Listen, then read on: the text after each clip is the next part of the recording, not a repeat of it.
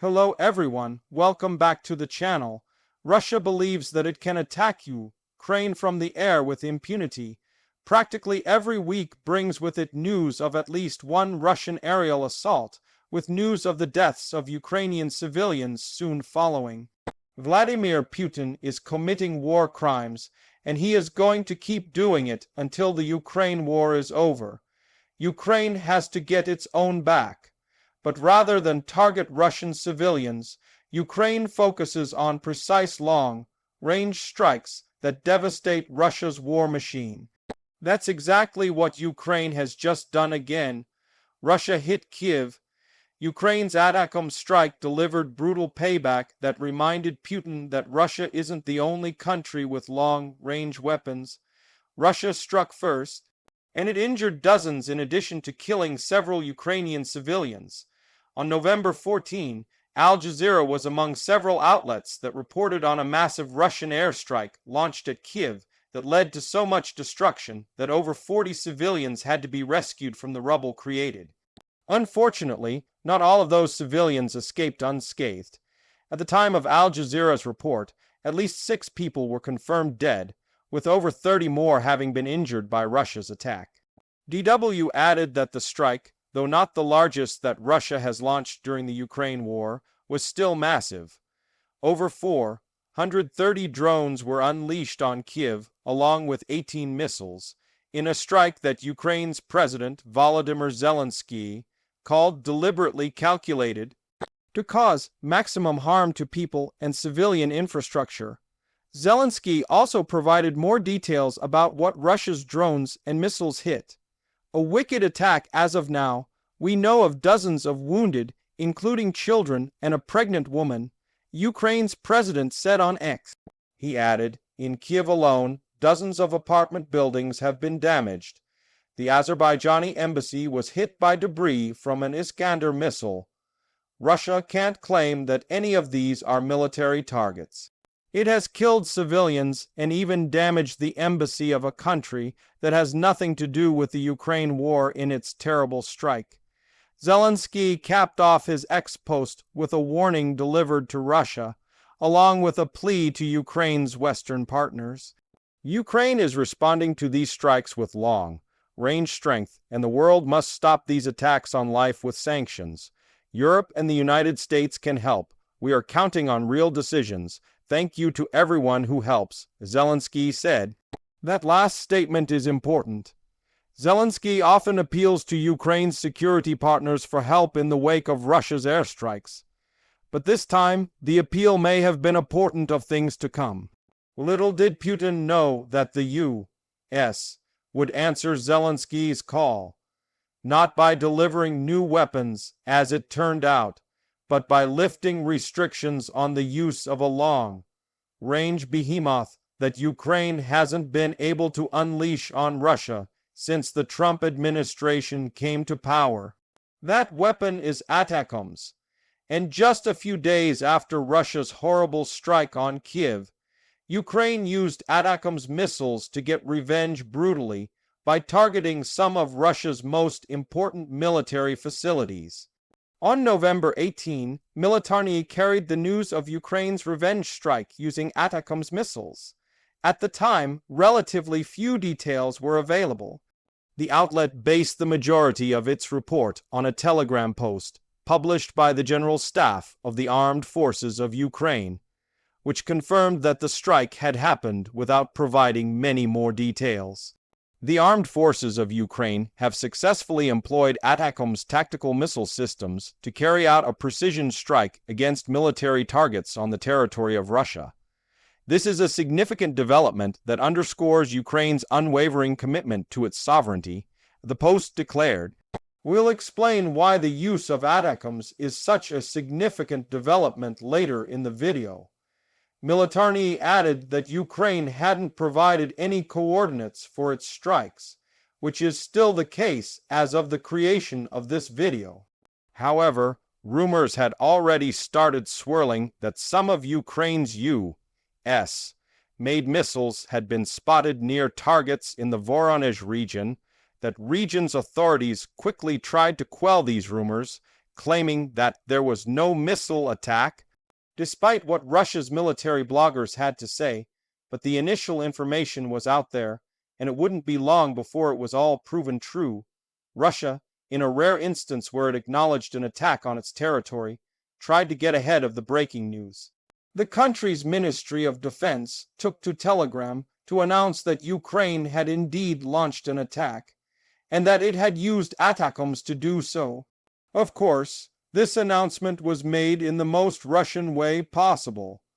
A complete denial that Ukraine's American missiles had managed to hit their targets.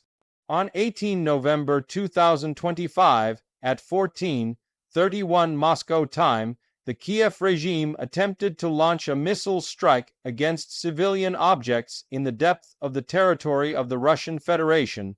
4 U.S. made ATACMS operational tactical missiles were launched by the enemy against the city of Voronezh, the Russian Ministry of Defense's post reported.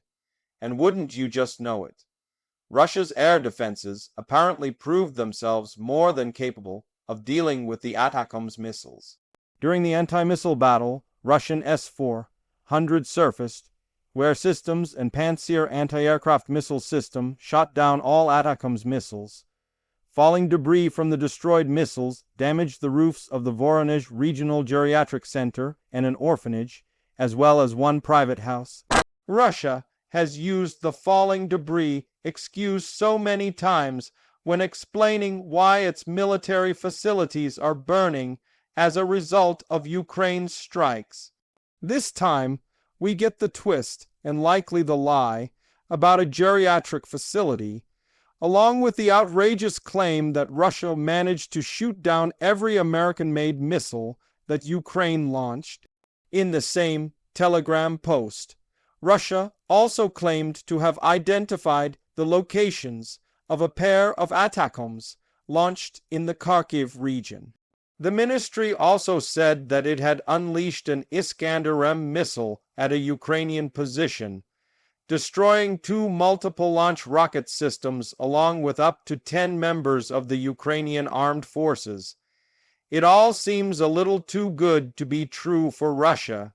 Not only does it have a successful strike against Ukraine's civilians to crow about, but it has also supposedly managed to shoot down every ATACMS missile that Ukraine launched, and has even destroyed some Ukrainian launchers. It's almost as though Russia is trying to make its claims as impressive as possible to compensate for the reality of the situation. Ukraine scored direct hits with its ATACMS missiles. And information that has come out since the initial statement by Ukraine's General Staff strongly supports that conclusion. Initially, Russia thought that it had some support in its claims that it had taken out the ATACMS missiles with its S-400. A video shared by the Stratcom Center X account, courtesy of the Exalnova Plus Telegram channel, appears to show an ATACMS being shot in flight. The missile appears to disintegrate, lending credence to Russia's claims about debris. Only, there's something about the ATACMS that Ukraine likely used in its powerful revenge strike that even Russia may not have known. It's unlikely that these missiles were carrying standard high explosive warheads. Instead, as the Kyiv Post says in its report on the Ukrainian attack, it's far more likely that Ukraine loaded its U.S. made missiles with a type of warhead that would make the missile look like it's disintegrating in the sky when it's actually doing exactly what it's supposed to do. The outlet notes that there is no independent confirmation of Russia's claims to have shot these missiles down with its S-400, which is revealing in its own right. It seems that Russia might be making these claims more to show the U.S. that Russian air defenses can take out American missiles, even if that isn't really the case. However, with Ukraine claiming to have hit targets successfully, it seems that Ukraine may have used a modern version of the ATACMS that can travel up to 186 miles and was armed with a cluster munition warhead. The outlet says that this type of warhead is the standard one used for any attack on a region that is expected to have a high concentration of troops or equipment, which will make sense in a moment when we reveal what Ukraine managed to hit. The outlet also says that this warhead doesn't impact and explode like a standard warhead would. Instead, it sets off a dispersing charge dozens of feet above the target, which scatters the cluster munitions that then plummet to the ground.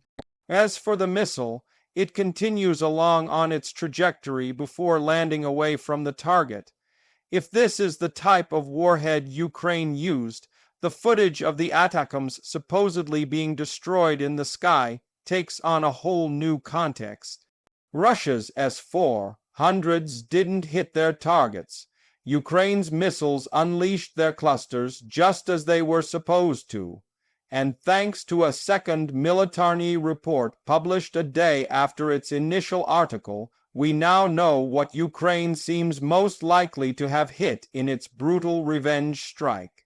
The rumors that the missiles were seen over Voronezh appear to have been confirmed, as at least some of Ukraine's ATACMS missiles have struck the Baltimore military airfield located in that region. The Cyber Boroshno Telegram channel said as much in a Telegram post after speaking to several eyewitnesses. Another target was the Baltimore, and above it in one video we can see 4 smoke trails formed by the ATACMS cluster missile at the moment of successful deployment of the warhead over the target. The channel claimed on November 19. But that's not all. Ukraine's U.S. made missiles also appear to have unleashed their deadly cluster munitions on the Pogonovo training ground, which is where a large number of Russian army personnel are concentrated. We mentioned earlier that Ukraine's use of cluster warheads would make sense once we revealed the country's targets. This is why a high explosive warhead may have left a crater in the ground and perhaps taken out a building or two. But a warhead loaded with cluster munitions would have spread explosive firepower all over a training ground on which Russian soldiers may have been working. There are also some reports that ATACMS were seen flying over the border region of Belgorod, though it doesn't appear that any were actually targeting that region.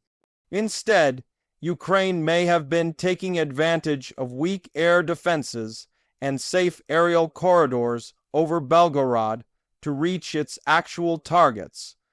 All of this means that Ukraine's brutal revenge strike is a tale of two sides. Russia claims that Ukraine didn't hit a thing and that every ATACMS missile was destroyed by S-400 air defense systems. That would be a spectacular claim to make at the best of times, especially given that the Ukraine war has proven that S-400s aren't as effective as Russia claims them to be. However, it's the story Russia is sticking to. Ukraine, on the other hand, claims that it scored direct hits. That is backed both by the likelihood that cluster munitions were used in the strikes and by later analysis by independent Telegram channels that revealed the locations that Ukraine targeted. Those locations wouldn't be known if Ukraine's ATACMS didn't hit their targets. Still, we may have to wait a little longer for full confirmation of the damage that Ukraine did, as this is a breaking story at the time of creating this video. Whatever damage Ukraine managed to do in its ATACMS strike is important, of course. However, it's what these strikes mean in the greater context of the Ukraine war that may be crucial when it comes to what happens in the future. Speaking of that future, there are some things that we know for sure, others that are up for debate, and yet others that seem to show that this latest Ukrainian long-range strike differs from so many others to the point where it could be a true turning point in the Ukraine war. Let's start with what we know for sure. Ukraine's revenge strike won't stop Russia from unleashing more drones and missiles against Ukraine's cities. We know that for sure because Russia has targeted Ukraine once again since the brutal ATACMS payback. On November 19, Reuters reported on a horrific Russian airstrike involving 476 drones and 48 missiles. Though this strike was supposed to be yet another targeting Ukraine's energy infrastructure ahead of what is sure to be a freezing cold winter. Russia's projectiles also hit residential buildings and caused death on a scale seen in few other strikes since the Ukraine war began. Russia targeted the Ukrainian city of Ternopil, which is in the west of Ukraine, with drones and missiles that have killed 25 people that we know of so far. Around 80 others have been wounded, Reuters reports, and it appears that most of the casualties occurred due to a Russian missile literally tearing away the upper floors of a residential building. Al Jazeera has also reported on this Russian airstrike, adding that children are among the wounded. It also updated the injury toll to almost 100 and says that the strike came as Zelenskyy arrived in Turkey for what is supposed to be another round of talks focused on ending the war. That end is unlikely to come anytime soon.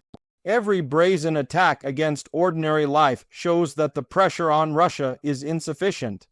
Effective sanctions and assistance to Ukraine can change this, Zelenskyy said as he called on the collective West to apply yet more pressure to Russia. Unfortunately, both the strike that prompted Ukraine's ATACMS revenge and this most recent strike aren't outliers. Attacks of this strength have become the norm for Russia in recent months, and the Kyiv Independent proves it with a chart that shows that the period between October 1 and November 18 has seen Russia launch 0 drones and 359 missiles at Ukraine. Ukraine is doing a good job of intercepting Russia's drones, maintaining an interception rate of about 80% in that area. However, November has seen the country intercept just 27% of Russia's missiles, which is lower than the country's typical missile interception rate. Russia will keep battering Ukraine with drones and missiles. That much is certain. What isn't certain is how often Ukraine will be able to pull off revenge strikes using ATACMS missiles. In its report on Ukraine's ATACMS strike, the War Zone, or TWZ, points out that nobody really knows how many ATACMS missiles Ukraine has left in its stockpiles. Though Kyiv claimed it will continue using ATACMS, just how many it has left is a mystery. Considering the long stretch between known uses, it likely ran dry for an extended period of time until the U.S. supplied more, TWZ said. The outlet also links to an AP News report that reveals that Ukraine had received fewer than 40 ATACMS since the Ukraine war began, and that it had run out of them by late January 2025, given that Ukraine just unleashed ATACMS missiles on Russia. Either the AP News report was wrong about Ukraine running out, or more have been sent to Ukraine since the report's March publication. Either way, questions remain about how many more of these types of strikes, specifically with ATACMS, Ukraine will be able to pull off in response to Russia's constant targeting of its civilians. TWZ says that it hasn't been able to confirm the reported 40 ATACMS that AP News reported, adding that current U.S. inventory is believed to be in the low thousands. That stockpile may also be one of the reasons that Ukraine has received so few ATACMS. The U.S. is wary of burning through its ATACMS missiles by sending them to another country, TWZ reports. However, it may become decidedly less wary now that the U.S. Army is taking delivery of new precision strike missiles. These are short-range ballistic missiles that some see as a successor to the ATACMS. The first batch was delivered in December 2023, and it's possible that each new delivery will free up more ATACMS that can be sent to Ukraine. Of course, all of this assumes that the U.S. is willing to cooperate with Ukraine when it comes to ATACMS. And that brings us to the significant development we mentioned earlier in the video, along with the reason why Ukraine's November 18 ATACMS strike may represent a true turning point in its war against Russia. Simply put, Putin would never have expected Ukraine to use this type of missile to attack Russian territory. The reason is that the U.S. has seemingly had a shadow ban on Ukraine using ATACMS missiles against Russia ever since Donald Trump began his second term as president. Back in August, the Wall Street Journal revealed that the U.S. has a new approval system in place for the use of ATACMS. The missiles weren't outright banned, that report claimed. However, Ukraine had been told that it would have to seek permission for every possible usage, and that hoops had to be jumped through to get that permission. One of those hoops was a final yes or no from U.S.